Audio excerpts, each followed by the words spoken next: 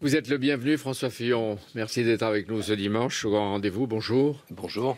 Candidat à l'Élysée 2017 via la primaire de la droite en novembre et ancien Premier ministre, vous êtes évidemment intéressé par l'avenir, le destin de l'Europe mis à mal. D'abord, est-ce qu'il faut dire merci aux Anglais?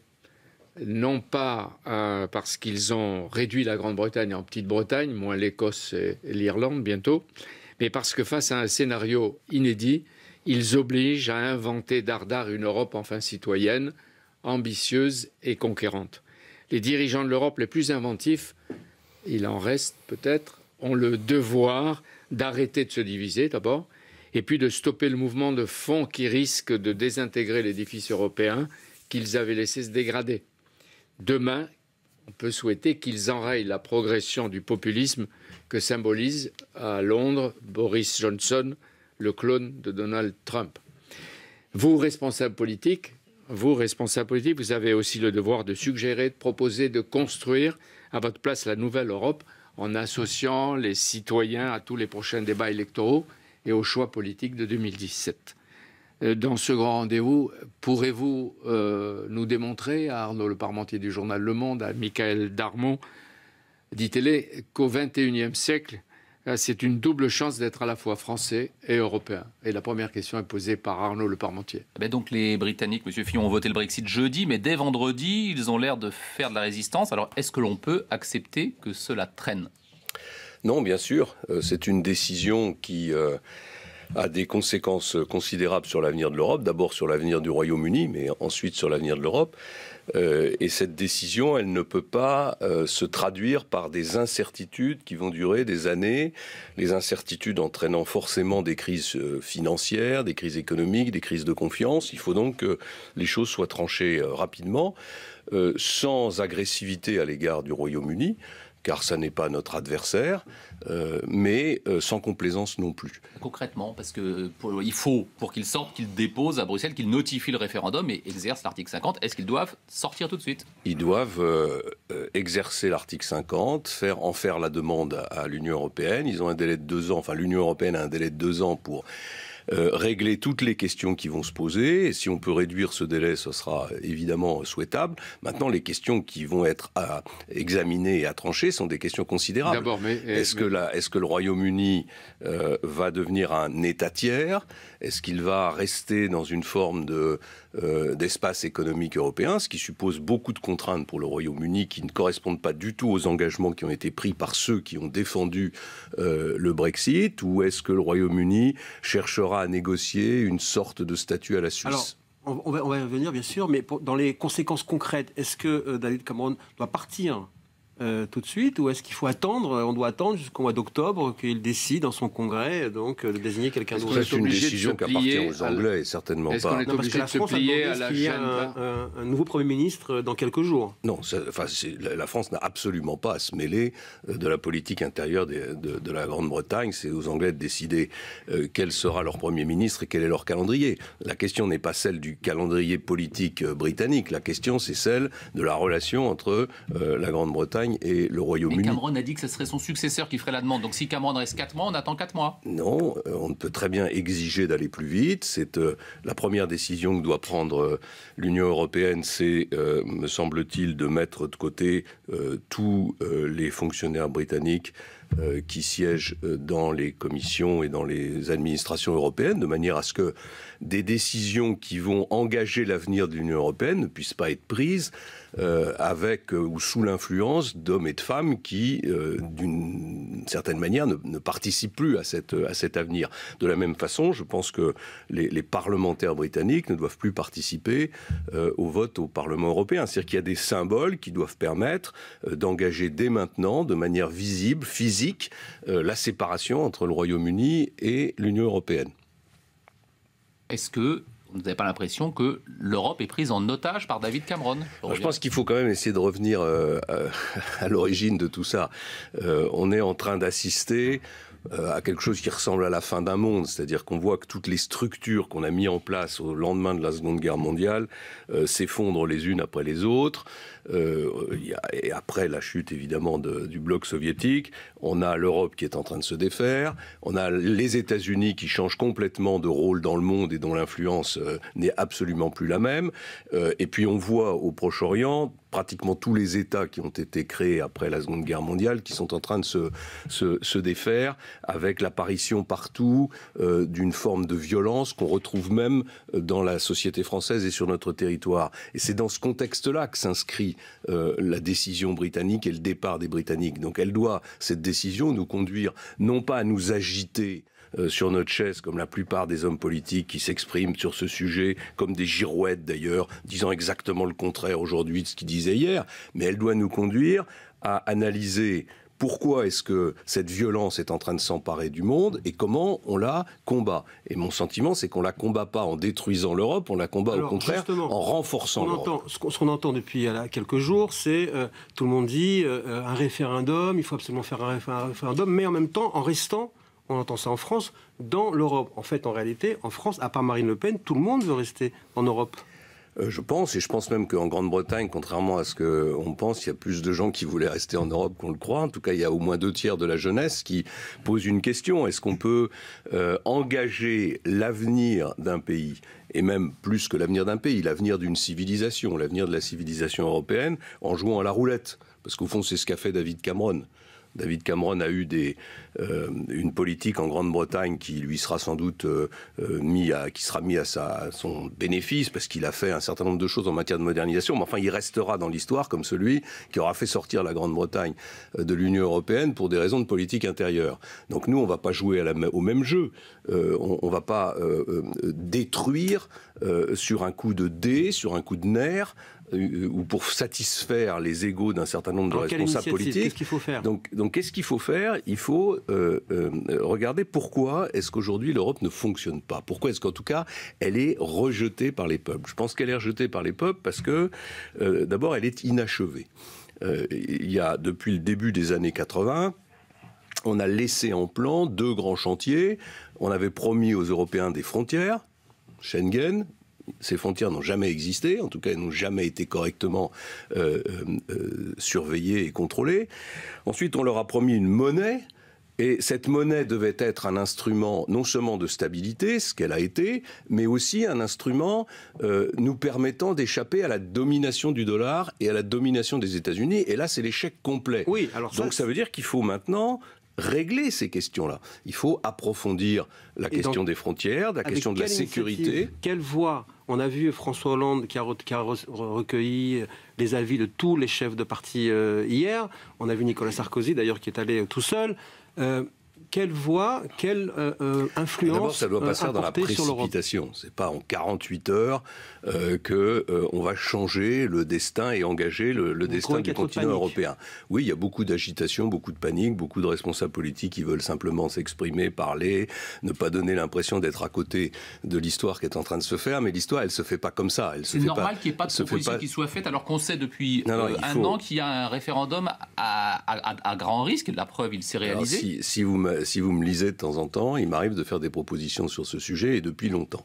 Et moi, je pense qu'aujourd'hui... de l'exécutif. Oui, que l'exécutif s'inspire aussi peut-être de nos propositions. Il y aura un débat au Parlement au cours duquel je prendrai la parole mardi, où je pense que l'exécutif doit écouter. L'exécutif François Hollande ne peut pas tout seul engager l'avenir de la France et l'avenir de l'Europe comme ça. Il faut qu'il y ait un vrai travail qui doit être un travail démocratique. Beaucoup plus qu'un référendum, on a besoin de démocratie dans l'élaboration d'un projet. Mais au fond, il faut en venir au projet, parce que c'est la seule chose qui compte. Mais sur le timing, vous voulez dire qu'il n'y a pas de plan français avant 2017 ? Il faut qu'on prenne le temps d'élaborer une proposition française. J'aimerais bien qu'il y ait un plan français avant 2017, et je souhaite que François Hollande soit capable d'en proposer un, mais je vois quand même beaucoup d'inconvénients pour lui. Le premier inconvénient, c'est qu'il n'est pas crédible en raison de la situation économique, financière et sociale de son pays. La deuxième raison, c'est liée à la première d'ailleurs, c'est que le couple franco-allemand n'existe plus. Et il n'existe plus pas seulement pour des raisons de personnes. Il suffira pas de changer demain de président de la République pour que le couple franco-allemand se reconstitue. Il n'existe plus parce que les Allemands n'ont plus confiance. Donc on est passé du bénéfice du doute avec l'Allemagne à la charge de la preuve. Maintenant, on ne pourra pas retourner en Allemagne pour expliquer comme on l'a fait en 2007, comme on l'a fait en 2012. Rassurez-vous, il y a un nouveau président de la République, il y a une nouvelle majorité, il va y avoir des réformes en France et la France va assumer ses responsabilités et ses engagements.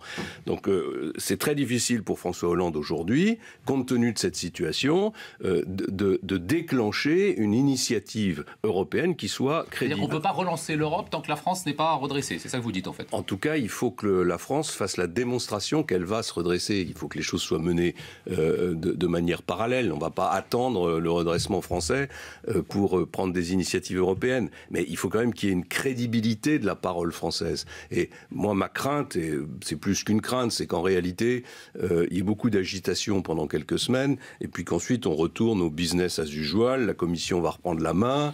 On va expliquer qu'il y a 3 initiatives marginales sur 3 sujets de détail. Oui. Et puis on va repartir et on va se retrouver progressivement devant des résistances de plus en plus fortes. En même temps, cette hésitation, ou plutôt cette panique plutôt que vous pointez chez les politiques, on la voit aussi un peu dans les milieux économiques. On entend qu'il y a des transferts de cadres financiers, il y a des transferts de banques qui vont se faire. Est-ce que vous dites, au fond, en France, on accueille quelque part les gens qui pourraient venir et tapis bleu, blanc, rouge? Alors c'est une bataille qu'il faut absolument mener. La Grande-Bretagne ne peut pas garder ce qu'on appelle le bénéfice du passeport financier, qui permet aux banques britanniques d'avoir au fond les mêmes droits que les banques européennes dans l'espace européen. Donc là, les Britanniques ont pris une décision qui engage leur avenir. Nous ne pouvons pas accepter que cette décision n'ait pas d'effet sur la place financière de Londres. Donc si on raisonne comme je viens de le faire, la place financière de Londres va déménager. En tout cas, une partie de la place financière de Londres déménagera. Elle peut aller dans 2 endroits. Elle peut aller à Paris ou elle peut aller à Francfort. Ou à Dublin. Ou à Dublin. Mais enfin, je pense que Francfort est aujourd'hui, pour toute une série de raisons, et en particulier en raison de la politique allemande et du sérieux de la politique économique allemande, une destination probable pour une partie de la place financière. Donc il n'y a pas de bénéfice français. Attendez. Sauf si Paris est capable, alors là, dans un délai très court, de démontrer que nous sommes prêts à accueillir une place financière, la place financière européenne. Et pour ça, il y a 2 conditions. La principale, ce sont des réformes fiscales, ce sont des réformes réglementaires qui permettront d'accueillir la place financière de Paris dans de bonnes conditions. Je note d'ailleurs qu'il y a aujourd'hui une personne qui s'en préoccupe sérieusement, qui est Valérie Pécresse, avec la région Île-de-France, et qui est en train de faire une vraie campagne pour accueillir cette place financière. Mais il faut évidemment que le gouvernement fasse la démonstration que la France va changer sur le plan fiscal et qu'elle peut devenir cette place financière. Vous soutenez François Hollande dans sa démarche de dire on va aller porter une initiative forte maintenant? Je soutiens toutes les initiatives à condition d'être d'accord avec l'initiative. Donc c'est quoi l'initiative? Tout le monde dit il faut finir la zone euro, il faut refaire Schengen, il faut remettre de la sécurité et réapproprier les Français. Donc finalement, tout le monde dit à peu près la même chose. Après, il faut regarder comment on fait et jusqu'où on va. Au fond, je disais tout à l'heure que le monde est en train de se fracture, devient de plus en plus violent, de plus en plus dangereux. Et au fond, on a l'impression que le rêve de stabilité et de paix que nous avions construit, nourri après la guerre est en train de s'évaporer et avec des perspectives qui sont des perspectives très inquiétantes. Donc l'Europe doit répondre à ces questions. Donc l'Europe doit apporter de la sécurité. Elle doit apporter de la sécurité sur le plan économique et financier. C'est pour ça qu'on a besoin, et vous reconnaîtrez que je le réclame depuis des mois et des mois, d'une stratégie en matière monétaire qui est pour principal objectif, au-delà de la stabilité, d'assurer notre indépendance et notre souveraineté à l'égard des États-Unis. Il y a un problème majeur qui n'est abordé par personne, d'ailleurs, j'ai regardé depuis 48 heures dans le débat, qui est le débordement de la justice américaine, le droit intérieur américain qui s'applique maintenant de façon systématique à l'ensemble de l'économie européenne, à l'ensemble des entreprises européennes. Il n'y a qu'une seule façon de stopper ça, c'est d'avoir, et c'est du lourd et du long terme, un euro qui soit une monnaie de réserve et une monnaie de règlement.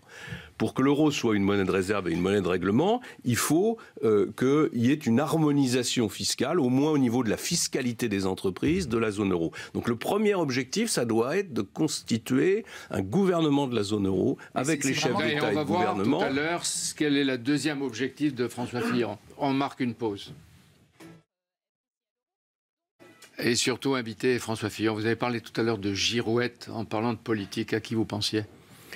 Beaucoup de ceux qui s'expriment aujourd'hui... C'est-à-dire vous compris ? Non, qui ? Non, j'ai le sentiment de garder le cap. Je dis depuis des mois que l'Europe doit se reconcentrer sur 3 priorités.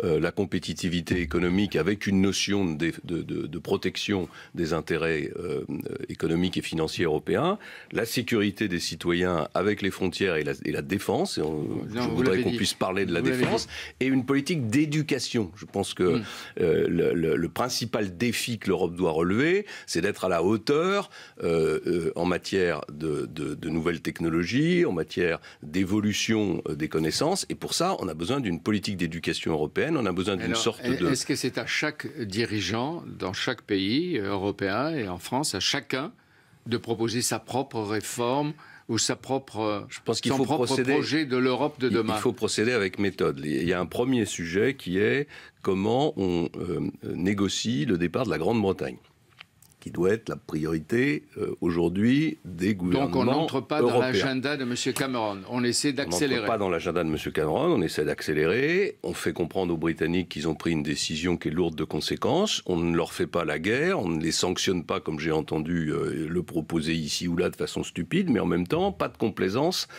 avec un pays qui a toujours, il faut bien le reconnaître, eu un pied dedans et un pied dehors, et qui finalement est rentré dans l'Union européenne avec l'idée d'en transformer l'objectif pour en faire simplement une zone de libre-échange. Il n'y est pas parvenu, donc il sort, il y a une certaine logique.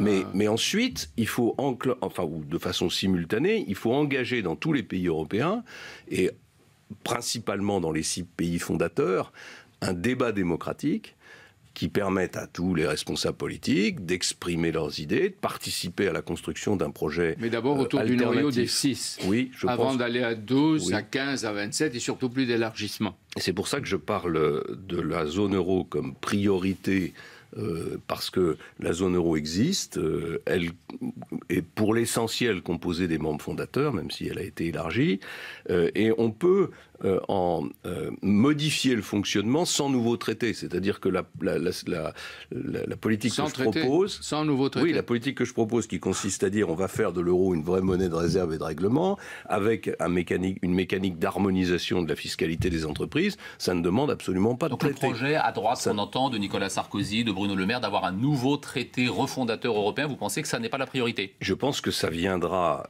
pour couronner un processus, mais qu'on est très très loin aujourd'hui d'être capable de négocier un nouveau traité. Comment se fait-il qu'à droite, vous n'arriviez pas à vous mettre d'accord ? Par exemple, est-ce que Nicolas Sarkozy, qui est sorti du bureau du président de la République, a informé François Fillon, Alain Juppé, Bruno Le Maire de ce qui s'est dit ? Est-ce que vous êtes réunis pour avoir une ligne commune ? Jean-Pierre Elkabbach, c'est pas une question fondamentale, ça. On est en train de parler de l'avenir du continent européen et vous essayez de me ramener à la relation avec Nicolas Sarkozy. Ça veut dire qu'il n'y a pas d'alternative. Non, il n'y a pas d'alternative de politique alternative à droite. Mais si, il y a un débat démocratique avec plusieurs voix. Il y a toujours eu plusieurs voix et heureusement qu'il y a plusieurs voix, c'est le débat, et en plus sur un sujet comme celui-là, je préfère qu'il y ait plusieurs voix qui s'expriment, qu'il y ait un débat démocratique, plutôt qu'on joue à la roulette russe, comme l'ont fait les Britanniques en se tirant une balle dans la tête. Qu'est-ce que vous pensez du référendomania qui est en train de prendre une partie des dirigeants français? Est-ce que c'est une question prioritaire? C'est ce que j'appelle les girouettes, c'est-à-dire que tout d'un coup ils se mettent à sauter sur leur chaise en réclamant référendum, référendum. Bien sûr que les peuples doivent être associés à la construction européenne et donc à son évolution. Ils doivent être associés d'abord par un débat démocratique, pas en leur posant la question vous êtes pour, vous êtes contre.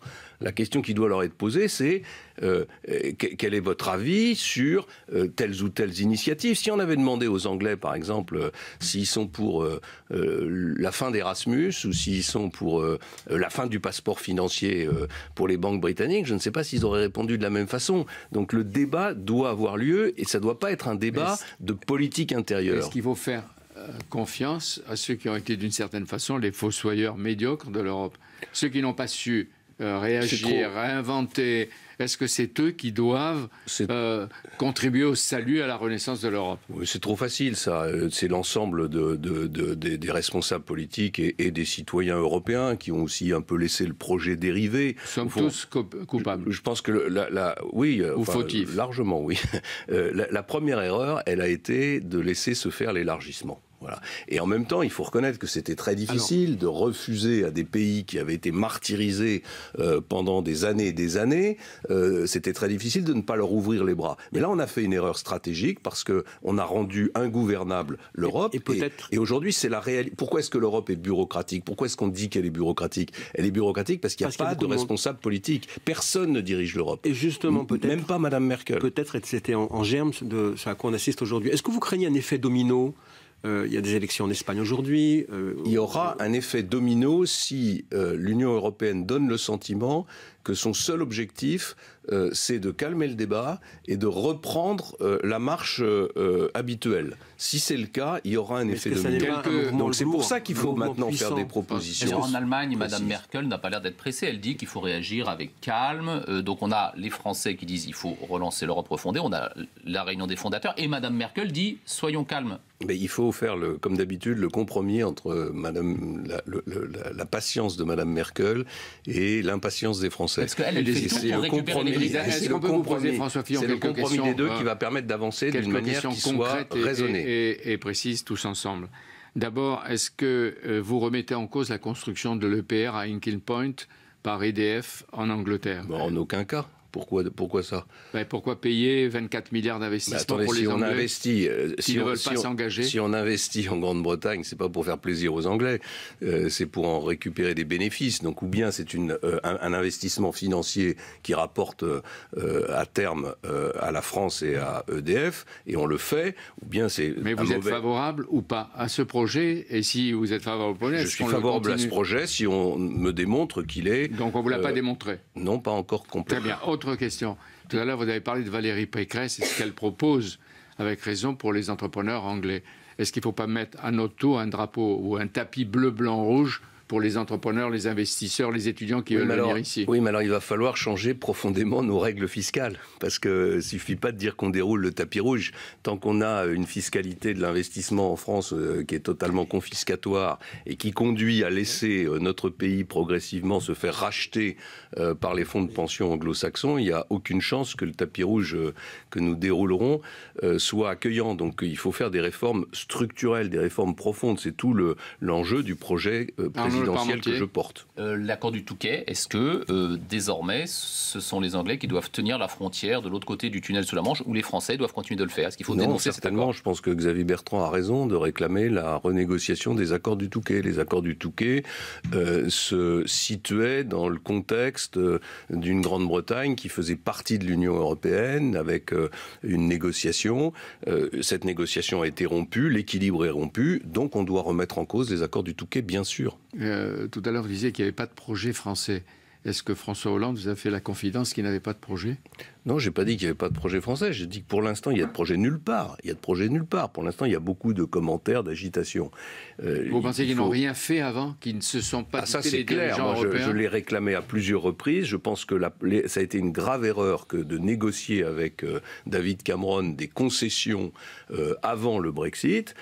C'est une double erreur. D'abord parce que ça n'a pas suffi à empêcher les Britanniques de sortir de l'Union européenne. Mais en plus, ça donne le sentiment à tous les peuples européens qu'on peut négocier des concessions sur tous les sujets. Donc c'est une vraie faute qui a été commise à la fois par la France et par l'Allemagne. Il faut dire que Mme Merkel a sa part de responsabilité. Je pense qu'elle a une responsabilité par rapport à cette question. Elle a une responsabilité par rapport à sa gestion de la crise des réfugiés, parce qu'elle a contribué à créer, notamment en Grande-Bretagne, une inquiétude inquiétude qui a pesé très lourd dans le résultat de... Merkel est responsable du Brexit. Vous pensez que Merkel est responsable du Brexit? Non, mais elle n'a pas mené une politique qui soit de nature à rassurer les Britanniques sur un certain nombre de questions. Elle a d'ailleurs, vous l'avez bien vu, elle a créé une inquiétude dans l'ensemble de l'Europe qu'elle regrette elle-même, puisqu'elle a corrigé ensuite cette politique.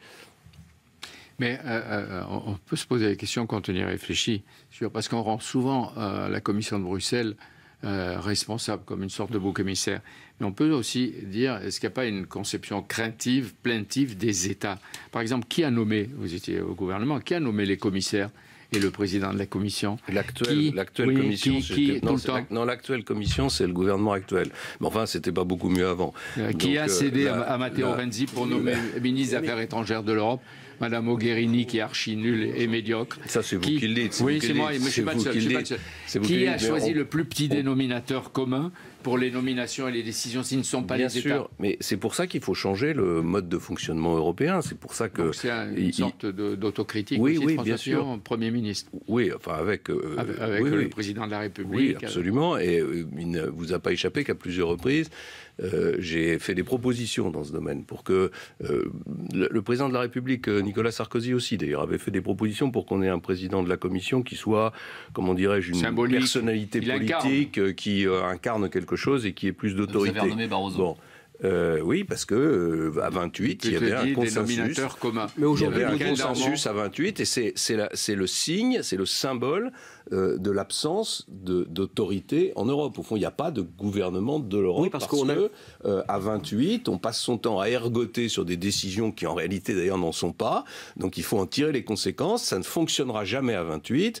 Il y a une autre raison, c'est qu'on est resté assis entre deux chaises, entre ceux qui pensent que l'Europe doit déboucher sur une Europe fédérale et ceux qui pensent qu'on est en train de consolider une Europe des nations. On n'a jamais choisi entre ces deux voies. Donc maintenant, je crois qu'il faut faire des choix clairs. Il faut dire que l'Europe fédérale, ça n'existe pas. C'est un objectif qui n'est pas possible. Parce qu'elle a été posée il faut comme donc faire une Europe des nations et que l'Europe à 28 ne fonctionne pas non plus. Donc il faut resserrer le noyau dur du gouvernement européen sur les six États fondateurs. Ce que vous dites aujourd'hui, c'est ce que beaucoup ont expliqué au gouvernement. On a mis quelque part, je dirais, les rideaux avant les fenêtres. On a mis l'euro avant de faire un budget et une gouvernance commune. Oui, c'est ça qu'il faut remettre un petit peu en l'endroit. C'est l'argumentation qu'avec quelques autres, dont Philippe Seguin, c'est l'argumentation que nous tenions au moment du référendum sur l'euro. Mais tout ça, c'est passé. Tout ça, c'est le passé. Aujourd'hui, qui va le faire? Aujourd'hui, comment on adapte? Ce que je vois aujourd'hui, c'est qu'il y a des nuages noirs qui s'amoncellent à l'horizon européen.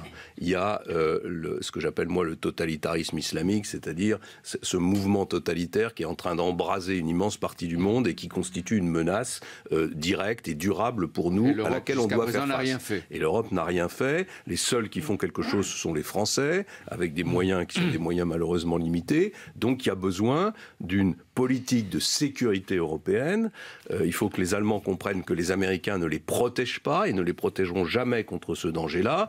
Il faut construire une politique de sécurité européenne. Ensuite, il y a un autre nuage noir qui s'amoncelle, qui est économique, qui est la domination asiatique, la domination chinoise. On a besoin d'une politique commerciale qui soit une politique commerciale qui nous protège. C'est Vladimir Poutine qui doit être content du vote des Anglais. Attendez, je voudrais terminer sur la Chine, parce que je pense que c'est très important de comprendre et d'expliquer à nos concitoyens que sans l'Europe, il n'y a pas de politique commerciale à l'égard de la Chine. C'est pas la France avec 60 millions d'habitants qui va imposer des règles commerciales à la Chine. Donc c'est l'Europe. De totalitarisme, de nationalisme et de populisme. Il y a un troisième risque, et il y a un troisième risque que je vois qui est un peu de nature différente, qui est cette mainmise de plus en plus forte des États-Unis sur notre système économique.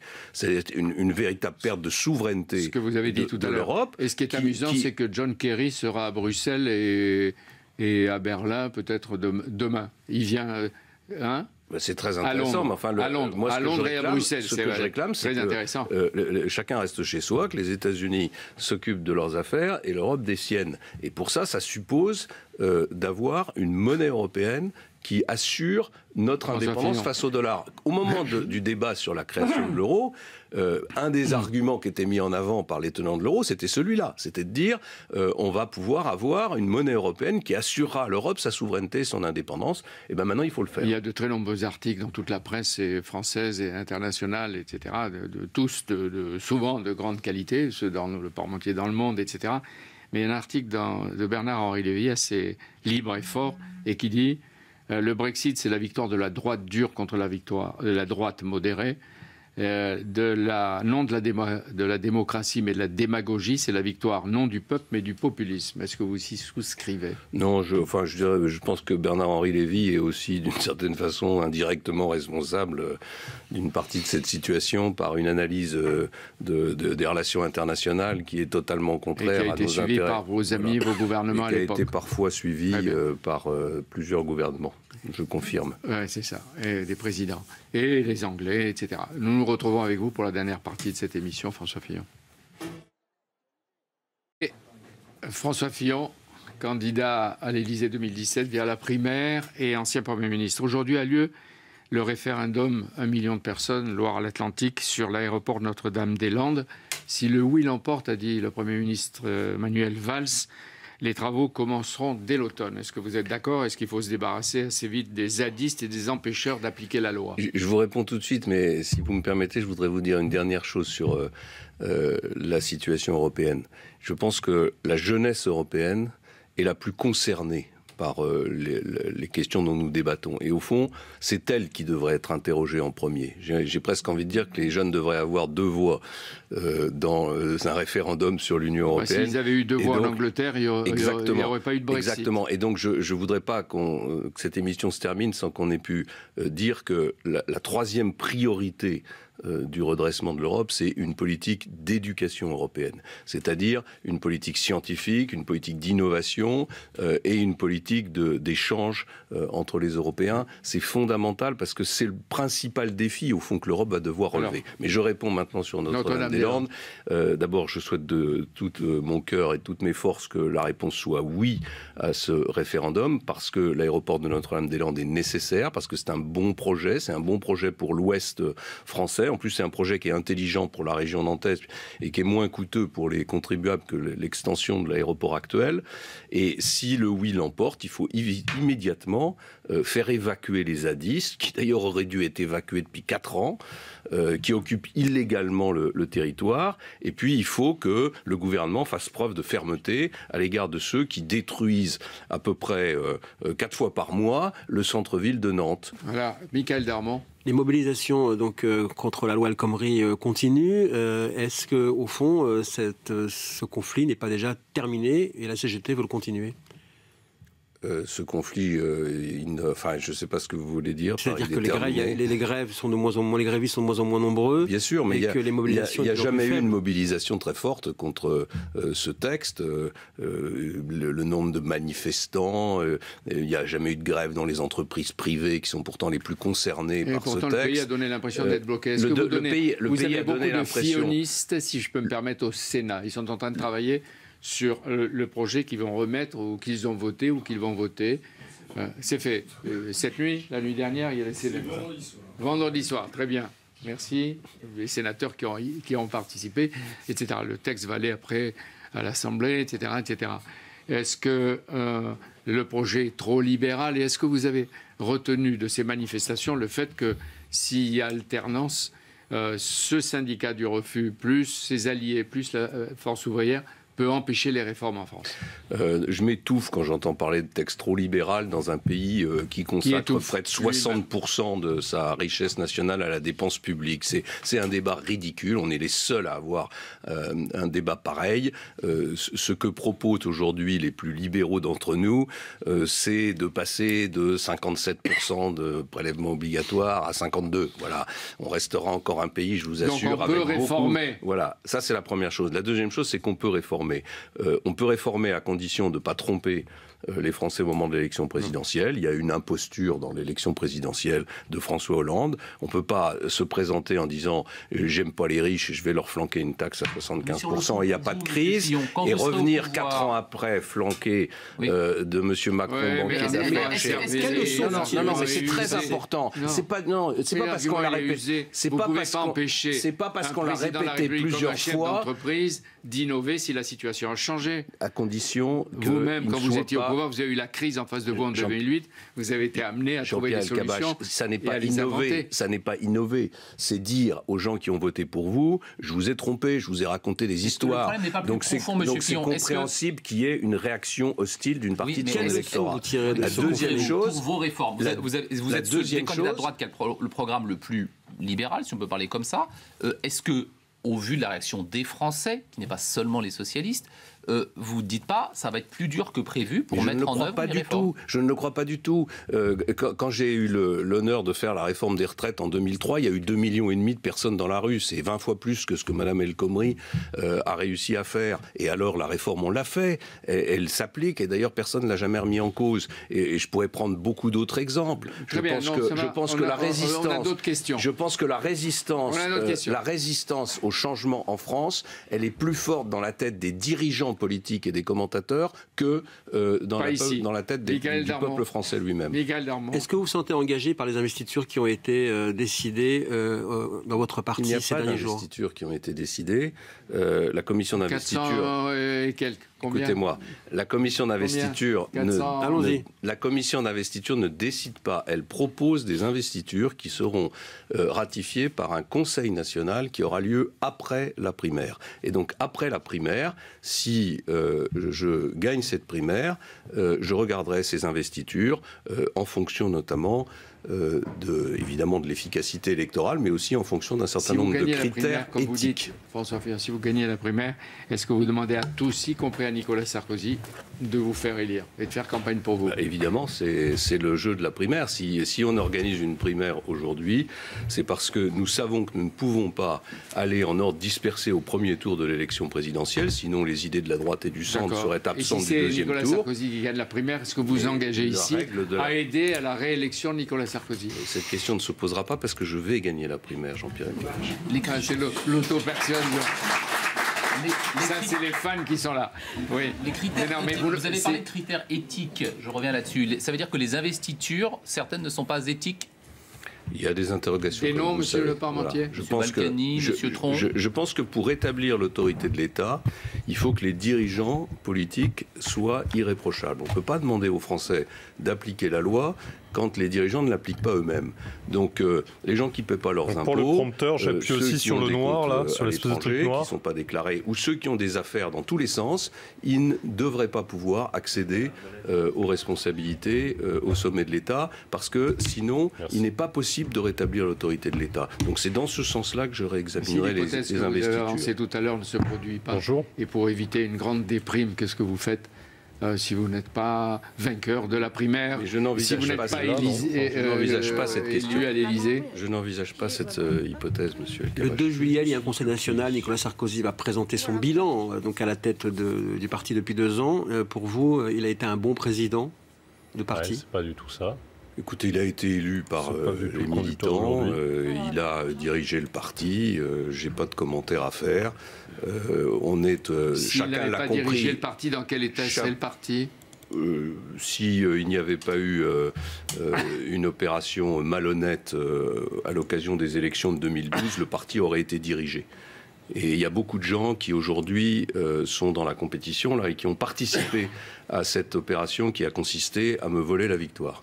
Donc voilà, ils ont pas été candidat à la présidence du parti, vous vous rendez compte, vous auriez eu cette... Ils ont leur part de responsabilité dans cette affaire. Est-ce que vous pourriez... Mais maintenant, la question est derrière nous. On a accepté le principe d'une primaire. Cette primaire donne lieu à un débat démocratique. Moi, je suis tous les jours en province, je vois énormément de gens, on débat. C'est une belle manifestation de démocratie, et c'est ça qui compte. Et si Nicolas Sarkozy se croit dans la possibilité de faire nommer ces investitures dont on a parlé, est-ce que c'est parce qu'il remonte dans les sondages, qu'il se sent omnipotent, qu'il sent qu'il a plus de pouvoir qu'en tant que simple chef de parti? Je ne suis pas dans la tête de Nicolas Sarkozy, donc je ne peux pas répondre à cette question. Les choses autrement, est-ce que vous constatez un regain de force ou de volonté de puissance de Nicolas Sarkozy depuis qu'il remonte dans les sondages? S'agissant des investitures, comme je vous l'ai dit, il a dû accepter que les investitures ne soient données que par le Conseil national qui aura lieu après les primaires. Après les primaires, Alain Juppé dit le vainqueur de l'élection présidentielle. L'accord qui a été conclu avec la direction du parti, c'est que la commission d'investiture fait ses propositions et il y aura un Conseil national en décembre, après la primaire. Sur la base des propositions, qui donnera définitivement les investitures. Est-ce que vous pensez que, puisque l'Europe traverse chaque grand parti, que la question européenne va avoir des conséquences et un impact sur à la fois les primaires et l'élection présidentielle? Et est-ce qu'il faut être, dans le climat européen et français, europhile? Oui, enfin, que l'Europe ait une importance considérable dans l'élection présidentielle, compte tenu de ce qui est en train de se passer, c'est une évidence. Elle va aussi être importante parce qu'il y a beaucoup d'hommes politiques qui vont faire preuve de démagogie, pensant que c'est un bon levier pour se faire élire ou pour récupérer les voix des Français. Voilà, il va falloir faire face à tout ça. Ce que je veux dire, comme l'Europe traverse tous les grands partis, qu'il y a des souverainistes, des gens qui sont plus ouverts à un fédéralisme, etc., est-ce qu'il n'est pas plus facile désormais de tenter, grâce aux critères de l'Europe, des ouvertures politiques inattendues et jusqu'ici impossibles? Les ouvertures dont nous avons besoin sont des ouvertures aux compétences et aux talents. C'est d'ailleurs pour ça que je préconise une équipe gouvernementale au lendemain de l'élection présidentielle qui soit composée d'hommes et de femmes, qui ne soient pas que des politiques et qui fassent appel à des vrais talents de la société civile, parce que je pense que ce n'est pas dans les partis politiques qu'il faut aller chercher l'ouverture, c'est dans la société française. Est-ce que cette majorité que vous voudriez conduire ne sera pas, au fond, peut-être composée de ceux qui ont peut-être voté avec vous contre l'élection de Marine Le Pen, si elle est au second tour? Est-ce que vous ne serez pas obligé de changer aussi et d'ouvrir, au fond, à l'inverse de ce qu'avait fait Jacques Chirac à l'époque? On peut le faire, Alain Juppé. C'est pour ça que je propose une ouverture à la société civile. Je pense qu'aujourd'hui, les partis politiques sont étriqués, qu'ils ont très peu d'adhérents, il y aura des politiques peut-être de l'autre côté aussi. Qui sont en décalage, mais les partis politiques de gauche comme de droite, qui sont en décalage pour une part avec la société française.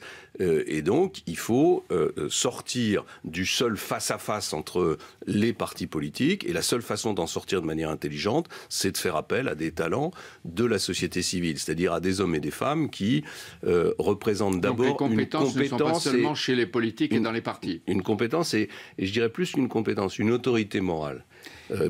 Pour mener, par exemple, demain des négociations pour conduire un nouveau projet européen, il faut mieux avoir des ministres qui aient cette autorité morale. Ça a souvent été fait, et à chaque fois on constatait que c'était un échec, et on disait au fond la politique c'est un métier. Alors je vais vous donner quelques exemples des échecs. Non, je vais vous donner quelques exemples des échecs que vous venez d'évoquer. André Malraux, Simone Veil, Pierre Messmer, Raymond Barre, Claude Allègre. Claude Allègre n'a pas été un échec, on peut dire tout ce qu'on veut, mais enfin, c'est un homme.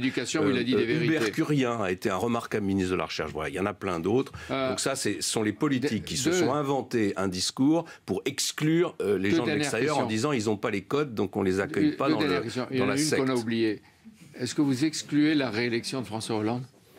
Je n'exclus rien du tout, parce qu'en politique, il ne faut jamais rien exclure. Mais enfin, si j'en juge par les contacts que j'ai avec les Français tous les jours, il va quand même avoir du mal. Parce que les Français, ils ont compris une chose, c'est que François Hollande est incapable de prendre des décisions, qu'il est peut-être président de la République, mais qu'il n'a jamais réussi à être le chef de l'État. Cet après-midi, de Didier Deschamps rencontre les Irlandais. Vos favoris, vous ne pouvez pas dire les Irlandais. Évidemment que c'est les Français, et évidemment que c'est les Français, et j'espère qu'ils vont gagner, et je pense que si on pouvait gagner avec 1-0, ça serait très bien. Mais vous avez vu que même au foot, pour l'Euro, la primauté va aux nations. On a vu hier les Portugais, ils ont gagné. Les Portugais de Paris étaient déchaînés avec raison. C'est pour ça que l'erreur initiale de certains concepteurs de l'Europe, c'est d'avoir cru qu'on pouvait la faire en écrasant les nations. On ne peut pas écraser les nations, ni en Europe, ni ailleurs dans le monde. Vive la France, donc il faut vive les l'Europe. associer. Il faut les associer. Vive la France, vive l'Europe. Absolument. Merci d'être venu, François Fillon.